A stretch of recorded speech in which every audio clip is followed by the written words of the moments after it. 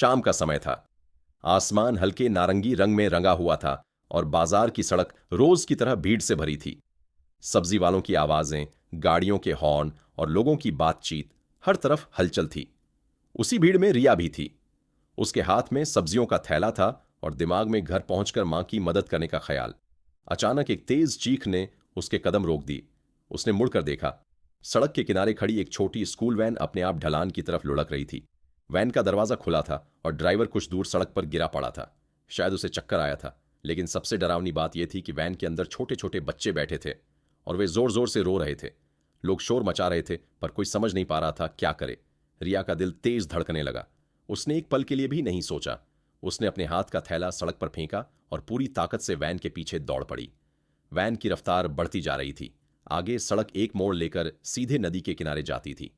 अगर वैन वहां तक पहुंच जाती तो बहुत बड़ा हादसा हो सकता था। रिया दौड़ते दौड़ते वैन तक पहुंची। उसने दरवाजा खोलने की कोशिश की पर वो अटक गया था। अब सिर्फ एक रास्ता था। उसने साइड की खिड़की पकड़ी, दौड़ते दौड़ते पैर जमाया और पूरी हिम्मत से अंदर चढ़ गई। अंदर बच्चे घबराकर सीट पकड़कर बैठे थे। किसी का बैग गिरा था, कोई रोते रोते मां को पुकार रहा था। रिया ने खुद को संभाला और आगे ड्राइवर सीट तक पहुंची। उसने तुरंत ब्रेक दबाया पर ब्रेक बेकार था। उसके माथे पर पसीना आ गया लेकिन उसने हार नहीं मानी। तभी उसकी नजर हैंड ब्रेक पर पड़ी। उसने पूरी ताकत से उसे ऊपर खींचा। वैन झटके से हिली और थोड़ी धीमी हुई पर अभी भी चल रही थी।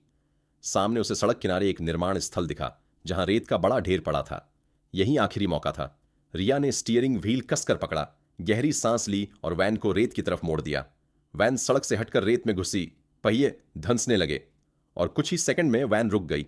कुछ पल के लिए सब शांत हो गया। फिर बच्चों की सिसकियां धीरे धीरे हंसी में बदलने लगीं। लोग दौड़ते हुए आए। किसी ने दरवाजा खोला, किसी ने बच्चों को बाहर निकाला। माता पिता अपने बच्चों को गले लगाकर रो रहे थे। लेकिन इस भीड़ भाड़ में रिया चुपचाप पीछे हट गई। उसके कपड़े धूल से भर गए थे, सांस तेज चल रही थी पर चेहरे पर सुकून था।